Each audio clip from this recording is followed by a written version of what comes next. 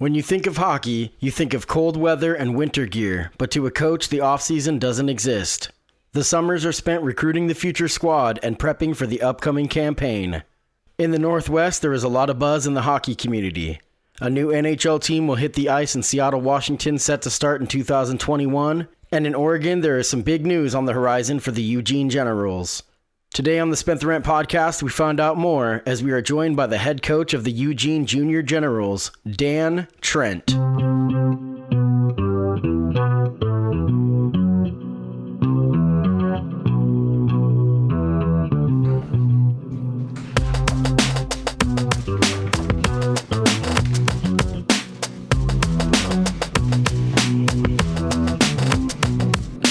Welcome to the Spent the Rent podcast. I am your host, SelfEsteem BoatWillie. My guest today is the head coach of the Eugene Jr. Generals, Dan Trent. Dan, welcome to the podcast. Thank you, Patrick. Before we get started, I want to give a plug to my sponsor, Oregon Cashflow Pro, giving free money management advice at OregonCashflowPro.com. He's got a new video that you can check out about good versus bad debt that you really need to check out. All of what he does is free.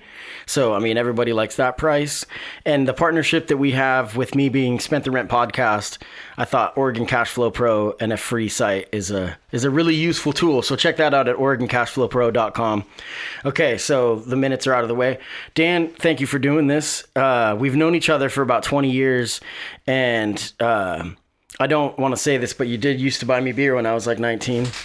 And so that's how we originally met, because I lived on 14th and Ferry, and I would walk to Max's, and you know, I think you were only a couple years older than me, but now, back then it seemed like you were so much more of a mature man because I was a child. But now here we are with families and houses, and you know, it's pretty incredible where we've came, and I'm really proud of you and proud to be able to call you my friend. And so, well, thanks for doing this. Absolutely. As you can see, if you're watching the video, if you're listening, you could stop now on any app, and you can go to the Spent the Rent podcast website, which is STRPOD.com/video. You can watch. Now I'm streaming these, not streaming, but doing video recordings of each interview, and so you can go check that out. And if you are watching, you can see that we've got the Boston versus New York rivalry going with our hockey jerseys. I thought that would be fitting. So let's just get right into it.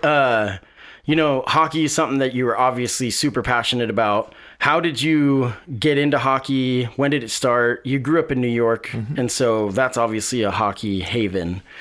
And you know, there's so many people there. There's so much to do that obviously it's big for everything, but hockey is like in people's blood. So talk on that. Absolutely. Yeah, so when actually kind of a rare story, a lot of my friends were playing at, 2-3 years old, and here I am, identical twin with a spine issue. Doctors wouldn't clear me until I was 15 to play on ice hockey. Right. So I would always play street hockey, and the winters were coming, and we'd form boards with snow and drill each other, and it was a physical sport then. It's changing now, and we'll talk about that.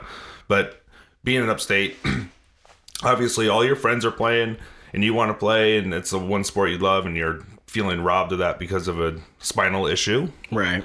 And so when I got cleared, I did eventually make a team, and I loved playing. From there on, I was 15, like I said, when I started on skates, and then I made a tier team the following year, and I was named assistant captain the second season. Nice. Of playing. And then I had 4 concussions that ended my career at 18. Wow. So it was short-lived. It was short-lived, but the fire and the passion are still there. And so then you moved to Oregon. What brought you to Oregon? Oregon, it's just a new start. Just something different. My oldest brother he moved here with his wife, and essentially I just want to get out of a small town, try something new, and Matt's like, you're going to love Eugene. The thing I've always loved about you is a lot of times when people are going to hate me, but a lot of times when people from New York that I've encountered in Oregon, because I've never left, but people are like, oh my God, New York's so much better. You seem to have a heart in both places. Like, this has become your home, obviously, but you love where you're from and love being from New York. I think it's a great place to be from. Yep. But, oh man, that's, you know what I mean? There's always these people that are like, I feel the same way about Eugene. Like, I would love to be from here, Yeah. Sure. You might love being from upstate. It's just cold winters and a lot of snow. And maybe that's the city. Maybe that's the city more than the upstate, the vibe. Because people are like, I'm from New York, man. It sucks. Yeah. It sucks here. And it's like, why do you stay here then? It's crazy. If you don't like it, you can leave. Or, man, you guys are way too hyper. Right. Everybody out here is laid back. Everybody in New York is too hyper. And that's true. I got that for a long time. Right. And as long as I've known you, you've always been a pretty mellow guy. Yeah.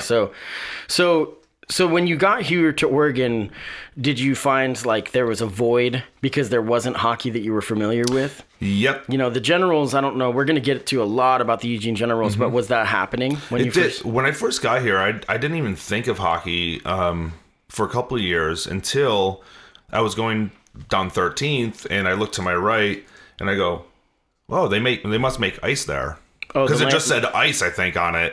And I thought it was like an ice factory or something. The Lane County Ice, yeah. And then, I look to my right, and then I find out it's a hockey rink, and they have an adult program. And I was like, Mom, can you send me my skates, please? Sure. And then, boom. My first taste of the Generals was, for one, I had a friend that played on back in the day, the Lane County Lightning, which was youth hockey. Yep. And then he was a baseball player on my baseball team, but he was more of a hockey player. Jacob Meisenheimer. Shout out to Jacob Meisenheimer from Little League. And we would stall when we played games. He was our best player, or second, third best player, whatever. And our coach would tell us to take pitches because Jake would be late because he would have a hockey game first. And so legit, he'd be like, don't swing at the first 2 pitches because that'll get more. And then Jake would show up and then he was great. So that was my first taste. And then my dad got some free tickets to a Generals game. And I went to it and I realized that they were all free. At that time, like it was trying to get, because I had my ticket and I'm like, my dad's like, don't lose this. He like pinned it to my shirt. I was like 12. Totally. And he's like, when we went in, there's a girl sitting at the desk and I was like, do you want to take my ticket? She's like, go in. Like they were all free. But I think it's really come a long way. Absolutely. Because it's become, there's loyal fans. Speaking of, I looked learning about this topic and I covered some stuff and did some research. Sounds like the Generals lost one of their loyal fans. Yeah, that absolutely. He just passed away. What is his name? I actually don't remember the name off the top of my head. I didn't notice it. There's a lot of very passionate fans, a lot of glass and bangers. You're busy because on the Generals website they've got a nice little shout out to him and whatnot, and that's cool because for a small independent hockey organization like in Eugene, it's cool when people are so passionate that they become like they go to every game, and they support it, and that's why it's able to even be done. So that's really cool. So let's cover what your titles are. So in the intro we talked about how you coach the head coach of the Junior Generals, which the Junior Generals is the 12 and under, or 12. It's actually 18U. Right now it's 18U all the way down to 8U. Okay, so it's every year of youth, just like Little League and baseball. And it's 2-year increments. So my son, when he started, he was an 8U player twice, and then a 10U player twice, and this will be his first year at 12U, which 12U, and we'll go into it, is a full sheet ice now. They play half ice games, and we'll talk about like puck touches. And I see what you're saying. You see what I mean? Yeah. So it's different as they get older. I know hockey is one of the sports that people are unfamiliar with how it works in youth sports, and that's kind of why I wanted to do this. But for like kindergarten Pop Warner football, they'll play like 6 plays and then they switch, and they play 6 plays. It's not really a score. They're not keeping score necessarily, and it's really just to learn the fundamentals. And so you're talking about at the 12U level where your son is at, they do it to where it's a full on game. It's a full game. At this level now, it is, full sheet ice. That's cool. So with coaching, it's something that, like you said, your career ended, your playing career pretty young, 18, So was it right away? You had said you took a few years off from even thinking about hockey, but did coaching present itself when you had kids, or was it something that you had gotten into before that? I think it got more, I think the juices started flowing when I got custody of my daughter from New York here. And then I started seeing her interest level in softball and other sports. And I thought, I played baseball my whole life. I played hockey. And I thought the translation would be cool if I could try softball. And like I said, when I just pulled in, I talked to you about my first Where I live at, in an where you live. undisclosed location. Undisclosed location. Right across the street from Riverbend Elementary, yeah. Yep. And so we Yeah. and I pulled in. I said, "Wow, that's where I first started my career." Yeah. The coach was selling drugs out of his car in the parking lot right before a practice, and I went to the youth program here, and I talked to the director, and I said, "Hey, we have an issue here, and I'm more than happy to take over the reins." And Wow. And from there on out, won a championship that same year. You cut off his head and became the Highlander. That's right. Is basically how that worked. Exactly. So Bad News Bears. that's good. So I mean, obviously you took it serious, even because we were young little party animals, but still, you've always had class when it came to that stuff. There's a time and a place for whatever. So now your son is, how old is Nolan? Nolan is 10. He is a little phenom. I don't want to. It's tough when you have a kid that's actually showing signs of being really talented, because you don't want to have too high of expectations. It's supposed to be fun at the youth level. Exactly. But he's a gritty kid. I watch the videos you post about him striking people out in baseball and stuff, and he's killing it. And then your younger son, who's like, what, 4? 3? Oscar's 3. Yep. That kid is going to be the enforcer. He's going to be the one in the hockey rink that's fighting. He's got the flow going right now. He's just he's not going to wear gloves so that he doesn't have to drop them. He's funny. So, and everybody that I've talked to, I've actually encountered some people that you have coached. I had an ex-girlfriend that had a daughter that you had coached, and she was always like glowing, she's like, oh my gosh, he was the best, and so that's really cool. That's awesome. It's got to be rewarding, and now your love of the youth coaching experience has taken you to more of even a career, because coaching is something that you spend a lot of your own money. And then now you've gotten into teaching. So now you're teaching at a charter school, physical education, which is, charter schools have pros and cons, obviously, but because you didn't go and get a teaching degree, correct? Right. So this opportunity is, I think they're, especially in something like physical education, they're benefiting because you have such a passion for youth athletics. Yep. So that's really cool. It is really cool. I would say I took some licensing stuff to be the teacher, which wasn't, I didn't have to go to full on, like a master's degree. Yeah, like a PE teaching, school for it.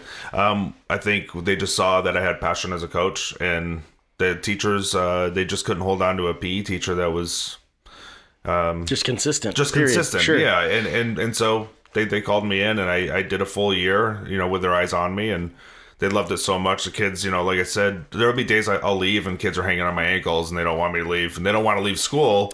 And it's a great feeling. And that's K through 8, by the way. Wow. I teach 264 kids. Wow. And all of them. And you know all their names? I know all of them. Let's list them. No, I'm just joking. So, we have time for that? Yeah. So when you had told me that you had gotten into teaching, I was like, oh my gosh, that's perfect. What were you doing for work before that? I was a stay-at-home dad, and I was just kind of doing some odd jobs. So before that, I actually was a pewtersmith. I was like welding soft metals and over at Tin Woods, formerly known as Tin Woodsman. Sure. Crosby and Taylor. And I did that for 10 years, and my twin brother and I got laid off at the same time, right at Christmas time. And it was just devastating, because you had a passion and a love for something you do, and all of a sudden it's gone. And then my routines just stopped, and I have kids. Right. And so I was like, you know what? I told my wife, why don't you just work right now? I'll stay at home. We don't have to worry about daycare, childcare, all that stuff. And so I stayed home for a couple of years, raising the boys. They were just, raising the little guy and taking Nolan to school and stuff like that. Right. And then I was just doing odd jobs like construction stuff. And then all of a sudden, it just kind of came to you. Boom. Yeah, all these opportunities. Fell in my lap. I was doing some subbing there because they had a teacher leave in the middle of the year. And I said, I'll just come in and help out, sub, and do some dry land hockey stuff with the kids. And they loved it. Right. And that's awesome. Yep. So, let's talk about what the Generals are as a team. I think a lot of times it's difficult for people to understand. So with the Generals, you work as an assistant coach. So I'm a 12U. I'm the 12U coach. The head coach of the youth team. Of the youth team. Right. Right. And then then for the actual Generals team. And the Generals team is 16 to 20. 16 to 20-year-olds. Independent. It's not like semi-pro. Now, the players, they're recruited. We're talking about the actual Eugene Generals. They're recruited. A lot of them come from Alaska. I've encountered some throughout the years. I used to be a barber on West 11th, and one of the guys would come in the whole time he was here, and we would talk hockey quite a bit. I'm not a huge hockey guy, but he kind of filled me in what the Generals were about. It's not semi-pro, so the players don't give up their opportunity to play. You know, they're still amateur status. Yep. We were talking off air about the Portland Winterhawks, which if you live in the Portland area and you haven't gone to a Winterhawks match, then you are missing out, because that is some serious hockey. Good hockey up there. The way that it's been described to me is that the Portland Winterhawks are about the 36th best team in American hockey, because they're the level right below the NHL. That's right. Those players can be drafted.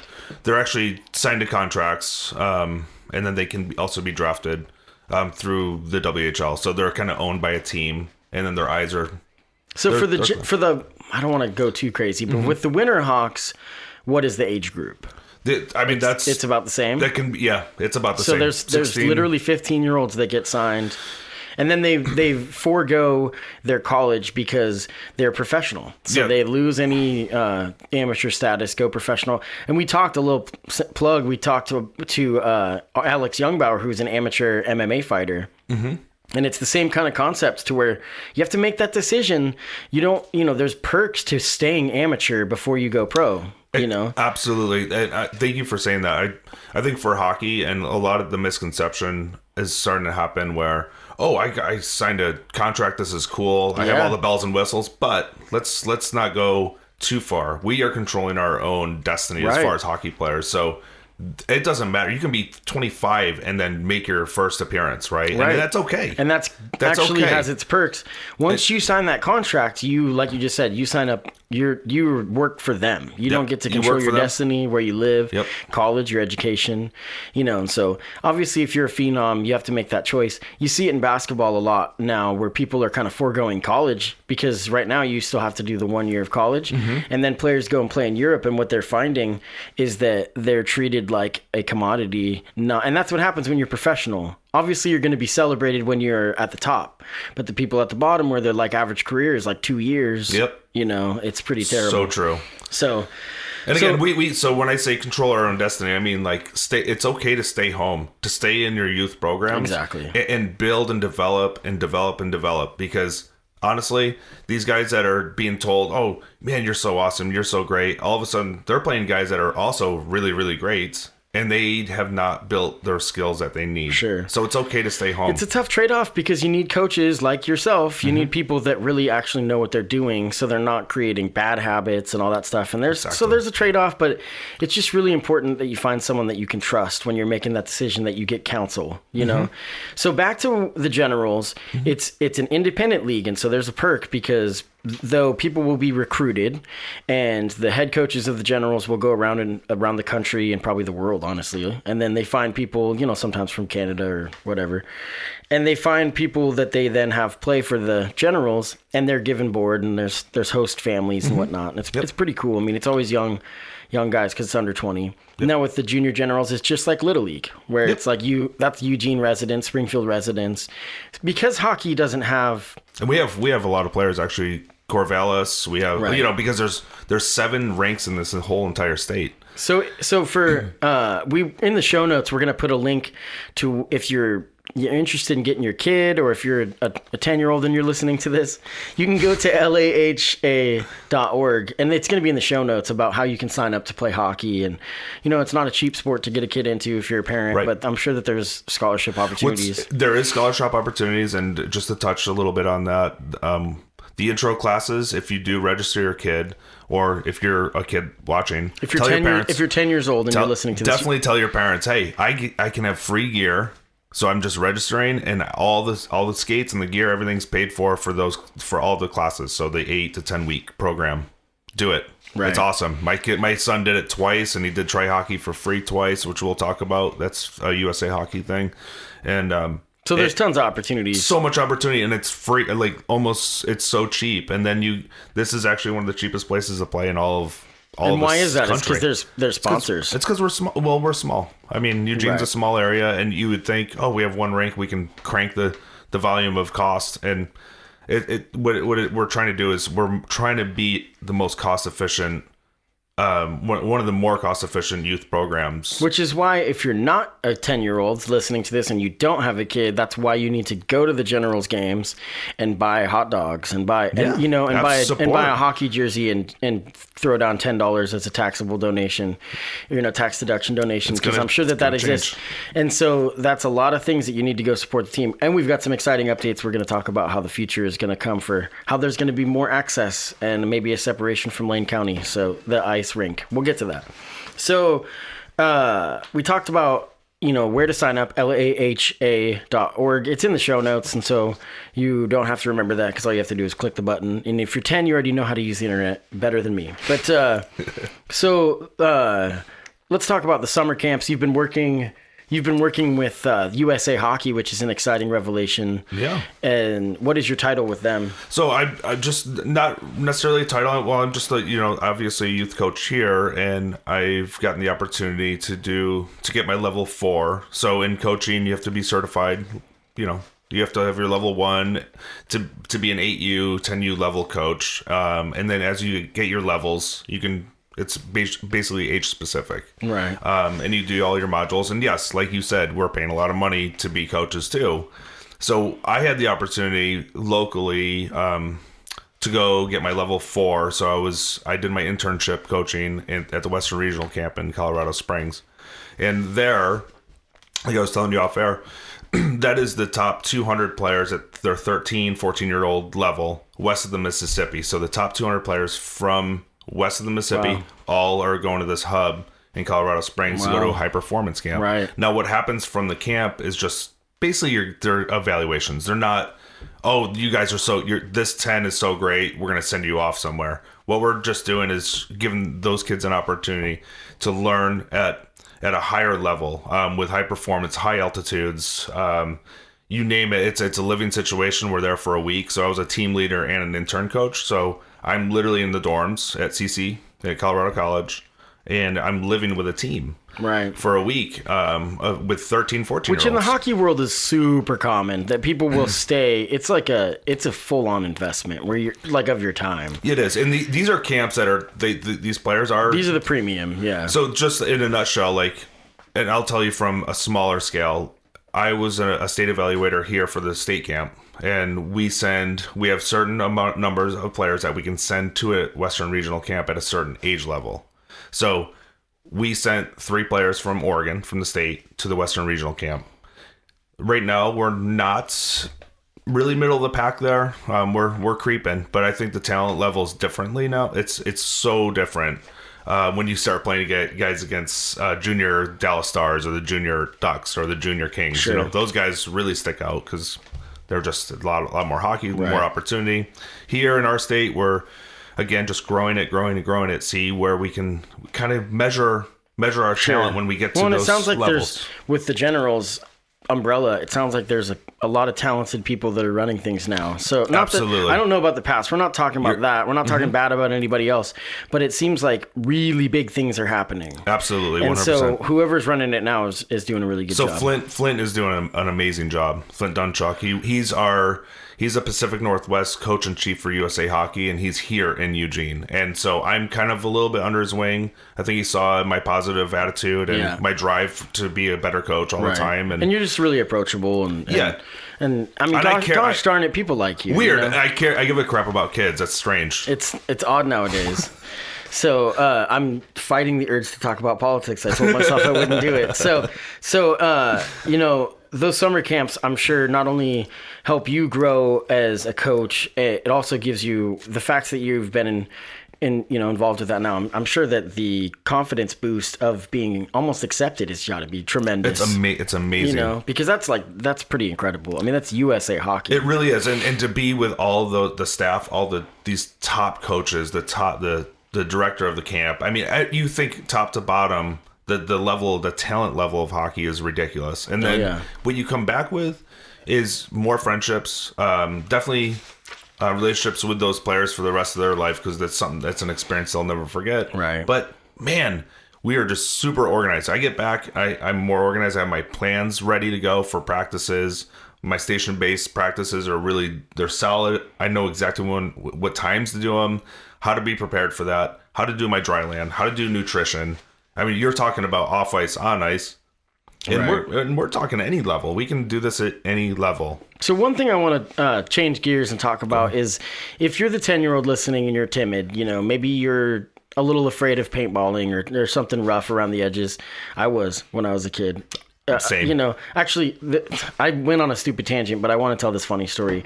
The first time I went paintballing, this has nothing to do with anything, but I'm going to tell it anyway. That's good. So I went paintballing and I was about 12, and I went and signed the way my dad had to sign the waiver, and I was reading it, and it said not responsible for injury and or death. And I read that and I was like, nope, like I'm too scared.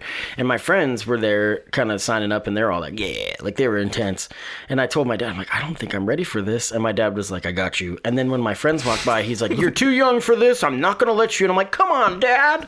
And he's like, nope. And then my friends walked by and I'm like, thank you, Dad. And he's like, I got you. So anyway, that's a different stupid story, but like, it was funny.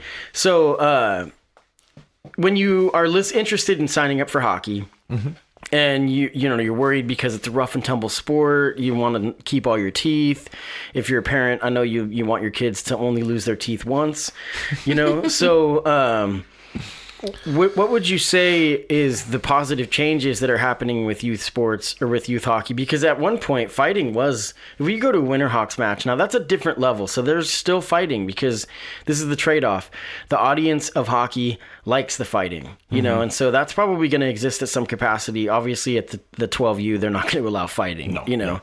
And I mean, when you are on a team that you live with the team, there is an ethos that is expected of you that's high, and they get high character coaches and whatnot, so that, I'm sure that's the case.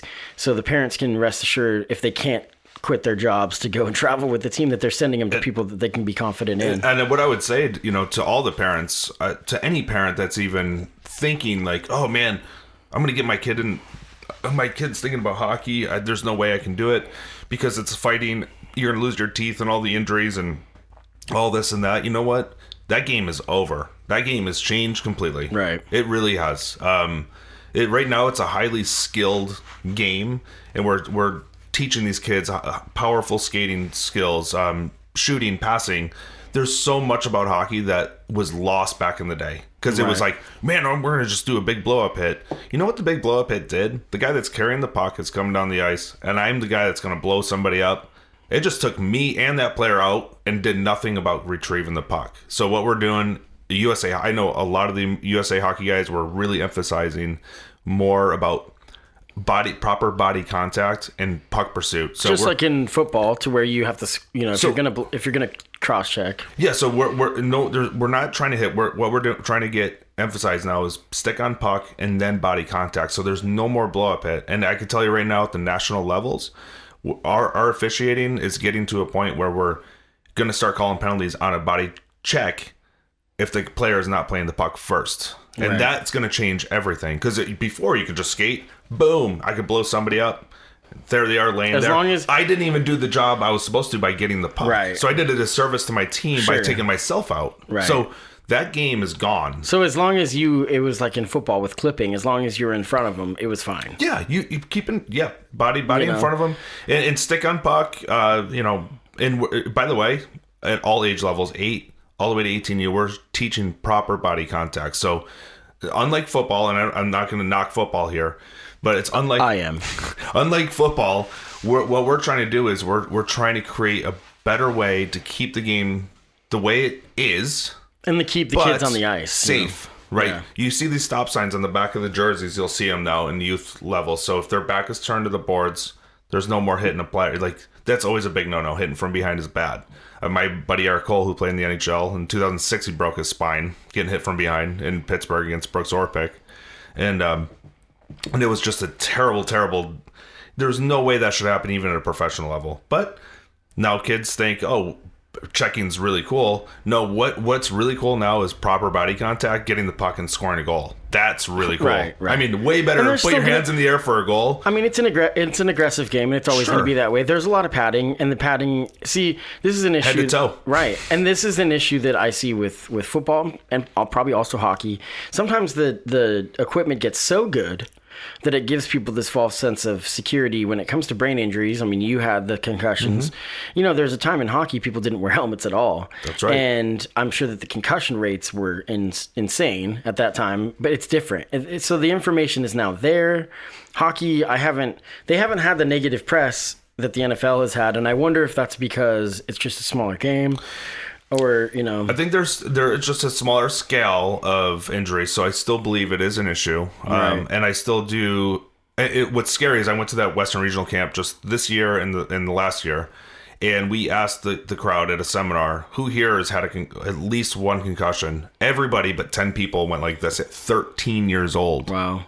That's scary. Right. That is a scary, and so the changes, scary. So obviously there's a lot to do. There's a lot of work to do, and I still feel like we're trying to do a good job.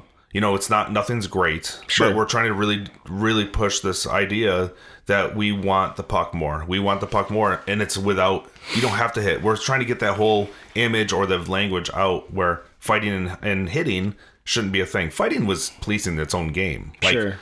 Marty McSorley, it was a fighter on the LA Kings. He was a fighter with the Oilers. He basically with Wayne Gretzky. Right. So he got traded with Wayne Gretzky. His job was to protect Wayne Gretzky. He protected him. Wayne Gretzky scored 1 billion goals, had 1 billion assists, and and where's Marty McSorley's name? Of course, when Wayne's like, I'm only going to LA, by the way, if Marty comes with me. Yeah, still. Oh, he did. Yeah. He did that. Well, and then, you know, now you've got Sidney Crosby is probably one of the biggest names, and he's basically like the next level or the next generation's Wayne Gretzky because amazing. he's really just a scoring, passing, offensive threat. He's a machine. You know, and like James Harden, he doesn't play defense. An interesting story about Sidney Crosby here, just real quick. A lot of people are like, everybody has their own thing before a game. Sidney Crosby, a lot of people don't know this about him. Great, one of the best players, arguably, in the world. Guy listens to classical music before every single game. Because it's an art. It's an art. Sports psych. Yeah. Sports psych. And that's what I work with some sports psychologists. I'm going to give a plug to Jamie Sawchuk. She's awesome. But she comes to our camps, and Doc is a great... I mean, it's so awesome because she comes in, tells these kids about goal setting. This is your goals for the year. This is your goal for the game. Write it down, look back at it, and it's not like your goal is to score 10 goals. They got to be measurable goals. Right. Alex Ovechkin before the game medals in our elections, but that's an unknown. Exactly. That's an unknown fact. That's an unknown fact. So, So I mean, you see guys like Sidney Crosby though that are just like I said, offensive, just phenoms. They come into the sport. How young was he when he got into the league? 18? I think he was 18. Yeah, 17, 18. You know, and I'm a casual hockey fan. I mean, basically, I'm a fan of SportsCenter, to be honest. And so I watch, not anymore, but that's a different story. But I, grew up watching a lot of SportsCenter, and nowadays you can get all your stats and stuff directed. So I don't see as much hockey. But the reason that I do see hockey is I'm a huge NBA fan.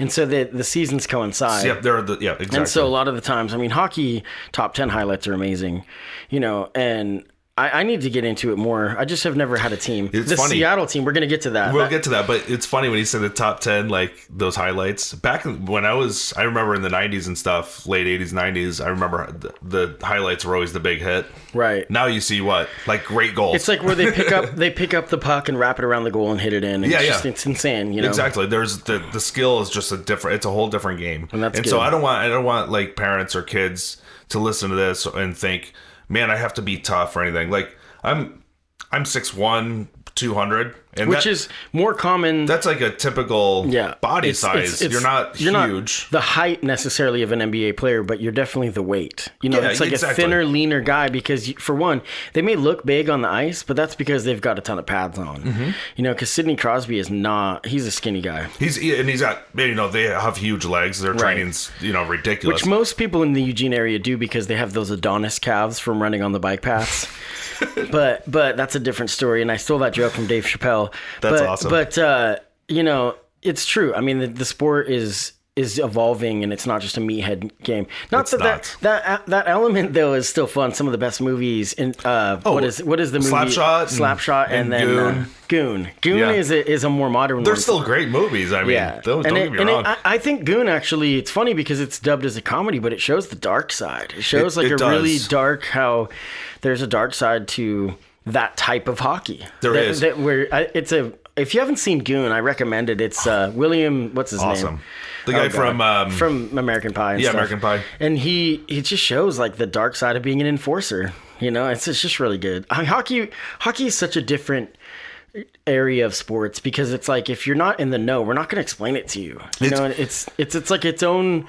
We're going to keep our secret that it's the most amazing sport that exists. It's true. I walk, even in town, people that do know me and stuff, they know I coach hockey. But I get so many questions. I love getting a lot of kids interested. I do a lot of floor hockey. I've been doing a lot of floor hockey in my school, and all the time I get the most unathletic kids, the most unathletic or most uninterested kids come up to me and be like, I never liked sports. I don't like anything competitive, but hockey is not only my favorite sport, but I love playing it now. Mm-hmm. I get it all the time, mostly from girls. Wow. So, and that's my whole thing. That's another thing. That's great. We were talking about growing the girls' game, and it's huge. We're really trying to push that right now here locally.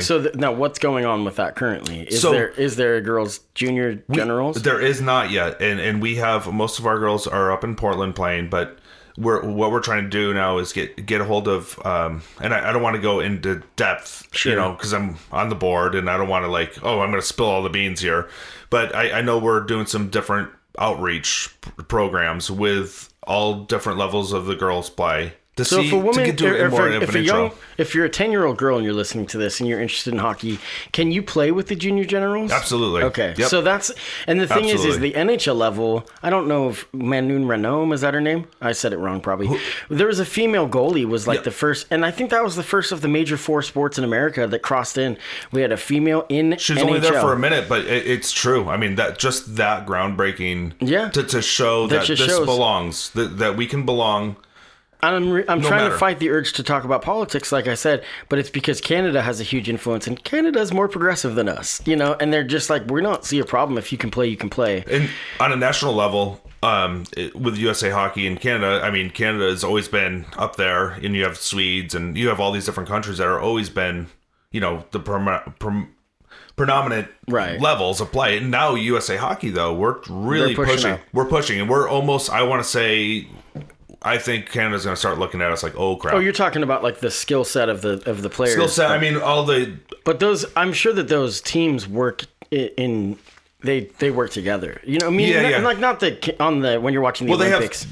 Don't get me. I mean, especially if we're talking local hockey, what's really tough about it is that we don't have this large registration number. We don't have 300 kids and 100 of them are female players. That's our issue, right? Yeah. So we have 100 plus kids that are registered, and we're going to just play everybody. It doesn't matter, right? It doesn't even matter if we have 400. We're going to play everybody. We're going to find a way to play everybody. But if we can, right now, all the girls, like Nolan's, my son's best friend, Ruby, on the team was awesome. She dominated boys. Yeah. She was great. And now she's moving to DC, which is sad. But she's going to go to an all-girls team because they have it. The beauty, though, of women in hockey is there's a lot of opportunities at the college level because of Title IX. Mm-hmm. So you'll have, if you're not familiar with Title IX, it basically says that if there's going to be a men's sport like football, for example, where there's not women playing, there's a couple now coming in playing like defensive back, like skill positions, which is cool. Wow. But you have to have the same amount of female players under scholarship. And so, a lot of times this is kind of a difficult reality with that. So the University of Oregon hockey team is club. I think that's changing. I think that they're working towards getting scholarship. I think it sounds like it could change. Yeah. And so I'm pretty sure that the women's team is scholarship, and so I could be wrong. I know that that's the way that it is at certain schools. I don't remember. We don't. So yeah, we don't even have a women's hockey team for the general for the university. Oh, there isn't one for you. Nope. Okay, so not that I know of. There could. I could be wrong. Yeah, I don't want to I don't want to quote too much on it. But that might. It's so hard to say because my main focus always here, and I don't ever want to speak out of line. By the way, especially as a coach here. But I'm really diving into our youth program mainly. I'm going to worry about all that other stuff eventually for myself. Later. Right. As I get there, I'm trying to build the best booklet I can for myself here, selfishly, so I can actually get all the youth happy and playing something that they really want to do. Kid sports, only thing they don't have is ice hockey. I think what I was thinking of was soccer, because I think that the women's soccer team is scholarship at the U of O, and the men is not. It's club because of Title IX, because football dominates. I think that's the sport I was thinking of. It could be, yeah. But you know, I cut a lot of the University of Oregon club hockey team's hair and great mullets and mullets, nice. Racing stripes. Yes, and we've been talking about, you know, the growth and stuff, and they always come in and tell me about the game against the Generals, because that's a big exhibition. That's a fun one. Very competitive. Yeah, and that bridge is getting close. I mean, they straight tell me, they're like, well, we usually compete, but it's tough. You know, it is tough. The Generals are actually a different level, and that's interesting because that's 16. Think about 16 to 20-year-olds playing against men. Yeah, almost. You know, I mean, not that 20 is not a man. I think the Generals team does better though. They've won some games, and they always. The thing is with the Ducks are, again, they play more of that physical, that old school hockey, right, in that sense, and they're getting better with the skill. Like they actually they won the Pac-8 championship this year. It was awesome. Their uniforms are amazing. They're the best. I wish I had. Yeah, all and you can buy them. I mean, I think you can buy them on the Duck store. I'm not trying to plug Nike. I don't care, but but they're nice. They're just amazing uniforms. Honestly, I like the Generals logo too. I really like that. It's a solid. Anytime I go anywhere in the state, I go to Bend, see the Bend Rapids. I don't understand it. Like I see a logo and I'm like, what is that? Right. Or I see different logos and the Portland Winterhawks. It's cool. I love. It's like the Blackhawk logo, which is really cool. But it's to me it's already been used. It's always it's kind of used and owned by the same deal. The Generals is simple. They keep it classic. It's It's a lot like the circle, and they got the G in there. It's awesome. So we don't have a ton of time, so I want to make sure that we talk about Seattle, because Seattle has been awarded an NHL franchise, which is exciting because now in the Northwest we'll have a team that we can actually like really apply ourselves to. I think that the Anaheim Mighty Ducks, when I was a kid, became probably West Coast because it was real close, and Disneyland, all that stuff was right there. Cool movie. But the movies were just something that resonated with the youth. But it's awesome to have like that. But now that we have Seattle, and did they announce a name? They do not have a name. I'm not gonna say. I know somebody that is running some of the ranks up there in Seattle.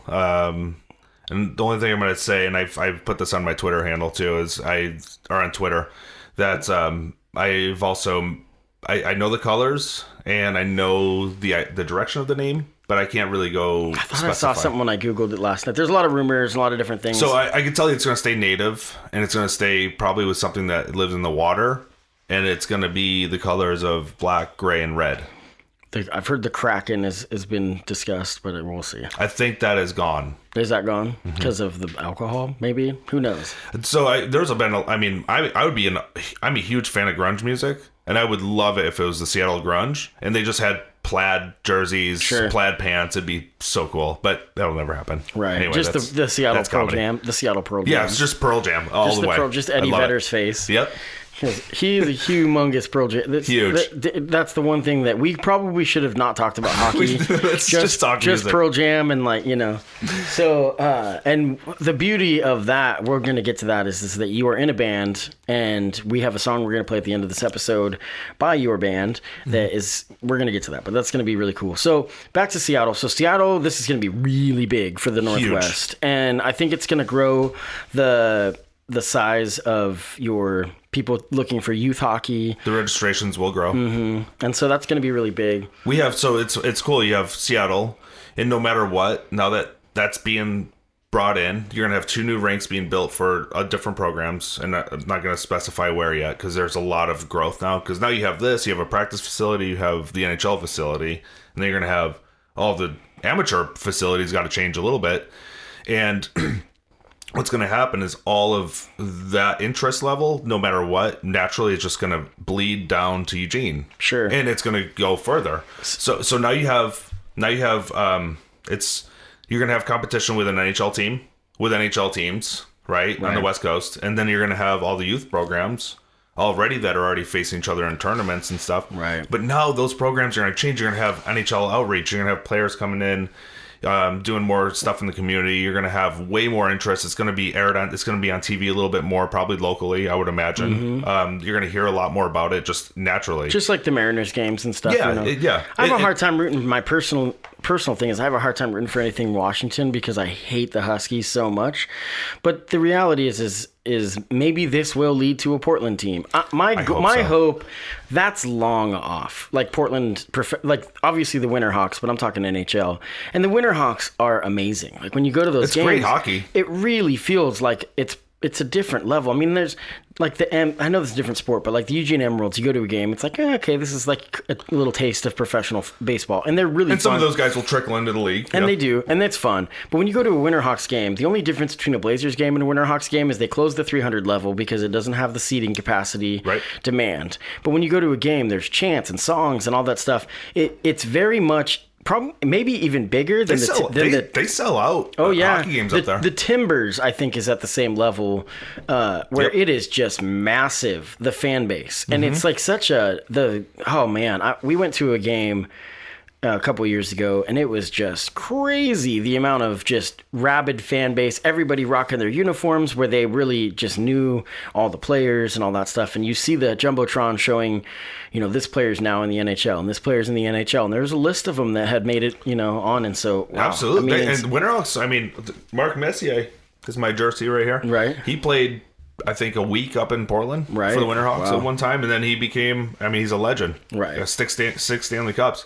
Here's the thing. Because of Wayne Gretzky, but actually he won. I'm just joking. Yeah, I don't know. No, they always tell each other, he's the best player, and Wayne will say, no, Mark is the best player. It's like Scottie Pippen and Michael Jordan in that way. But that respect, without any kind of punch each other in the face. Gretzky was more of just offensive phenom, and Messier was... Or Messier was more rounded, right? He was an all round. He was a gritty guy. He didn't shy away from a scrap or anything, but he was, just a different skill set. I think Wayne was just so finesse, and Mess was my favorite player. Different in the little bit that I know. More, I guess I think of him more of a coach. Is he's on ESPN now? Oh my gosh! Oh, Barry Melrose. Melrose, yeah, Barry Melrose. It's funny when you see him talk because it's pretty clear that none of his teeth are his, and he does a lot, I think, for hockey. I don't know, for the casual fan with SportsCenter. He's pretty involved. He's awesome. He was the LA Kings coach with Gretzky. Yeah, he was for a little while. Time. Yep. And what's one of my favorite quotes in all of hockey is from Barry Melrose, and I don't mind sharing it now. I have to. Hockey players don't lose their teeth from eating too much candy. Still one of my favorite quotes. That's pretty. I have to share that. That's pretty funny. So, we're gonna have to wrap it up. So we're gonna play the song. But is there anything you wanted to make sure that we touched on? You can look in your notes. There's some dates and some different things. I do want to bring up the fact that we have intro classes for our youth players, and that's a typical. I think that's a great time for anybody to sign up and just get a taste of what the ice is like from 6 to all the way to 12 years old. And the registration will be mid-August. So mid-August, sign your kids up. So go to LAHA. .org. And it's in the show notes. Yep. It'll be in the show notes. And just know that whatever cost you see, they're going to get the gear. So we have the stick, we have the skates, we have all that stuff for them. Just get them on the ice. Just sign them up, pay the money, get them to the rink. And all the instructors and coaches like myself will take care of them. It's great. They love it. They have fun. We have little nets out. We have softballs, and we'll do fun games like dodgeball and whatever you think you can do off the ice. We'll do it on the ice.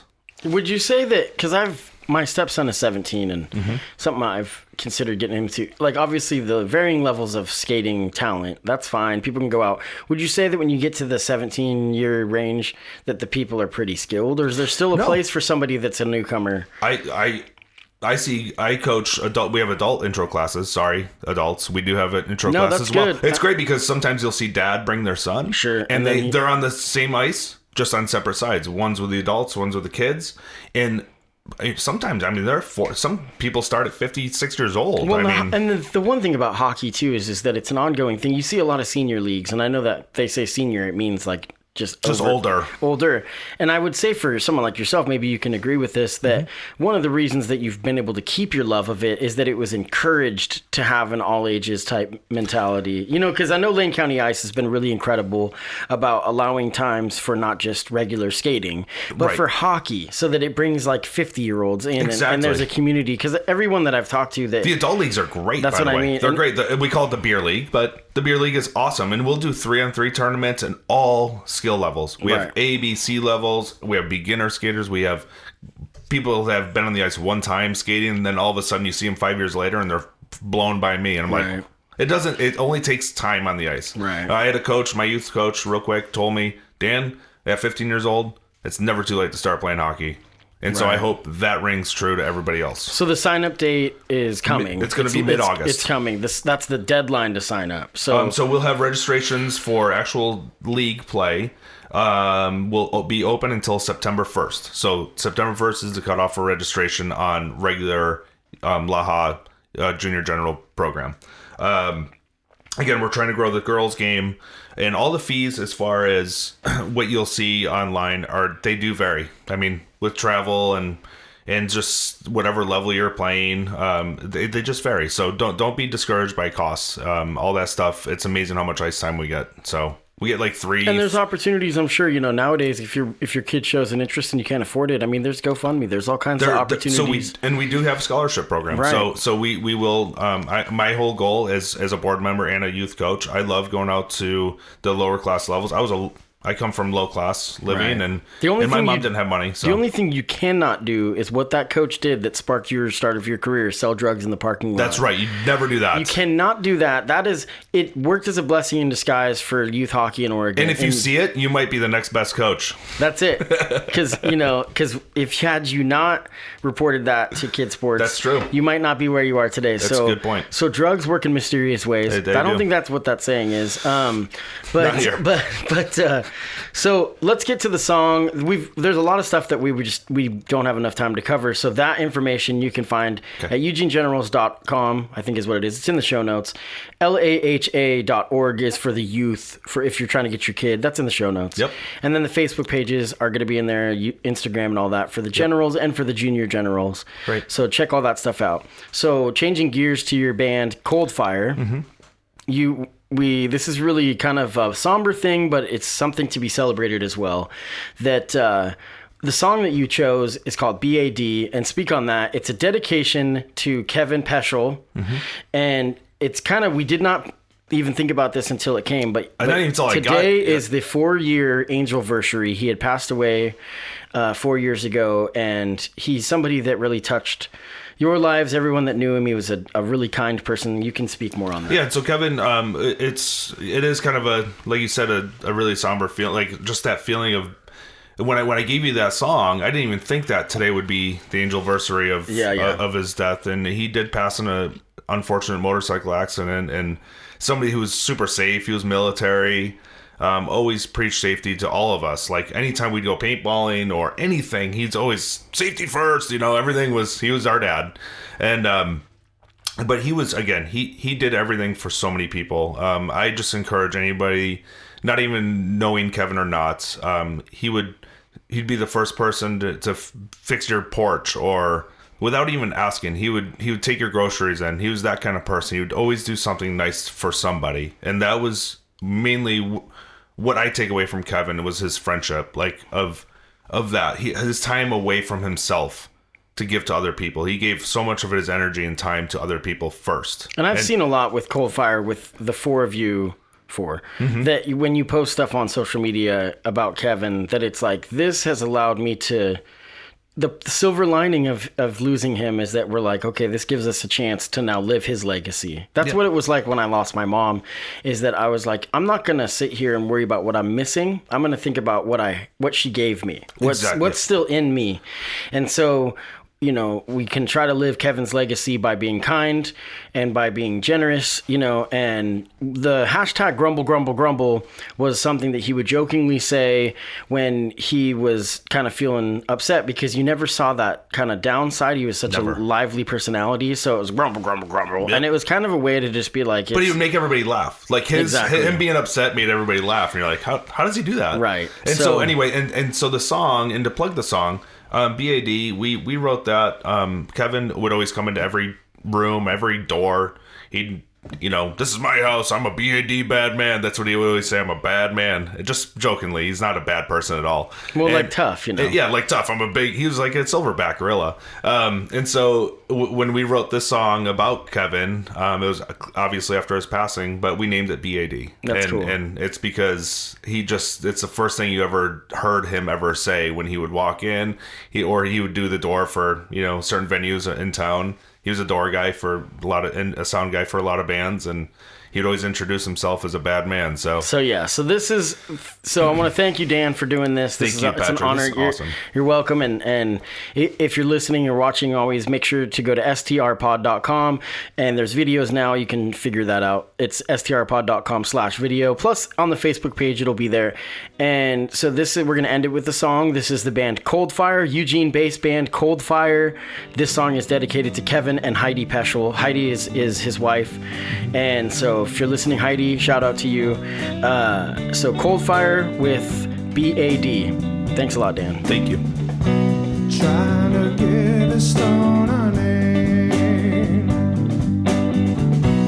putting a face to the known. None of us will feel the same way, 'cause everybody needs a home.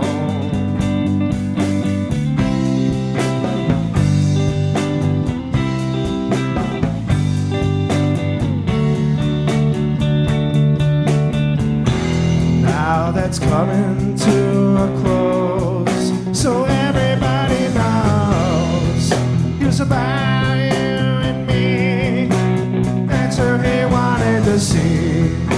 Now that it's gone, what are you gonna be? Oh, yeah.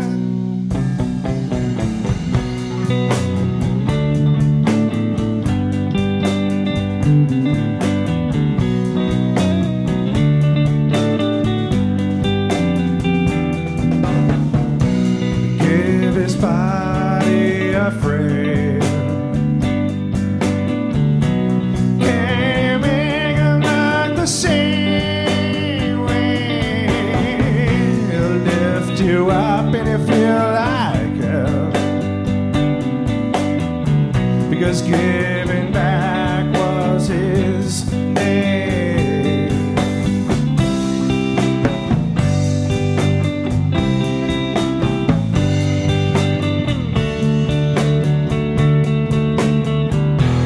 Now that's coming to a close, so everybody knows he was about you and me. That's what he wanted to see. Now that he's gone, what are you gonna be? What you gonna be?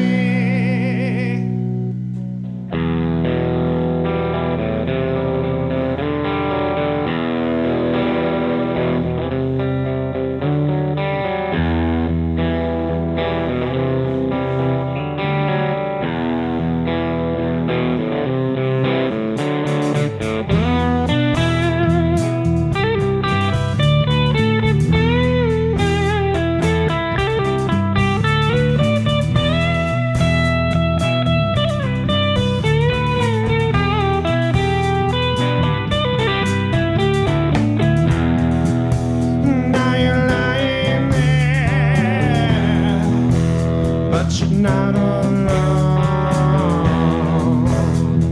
You're a friend. We're gonna take you home, Beanie. You're a bad man, Beanie. You're everybody's friend, Beanie.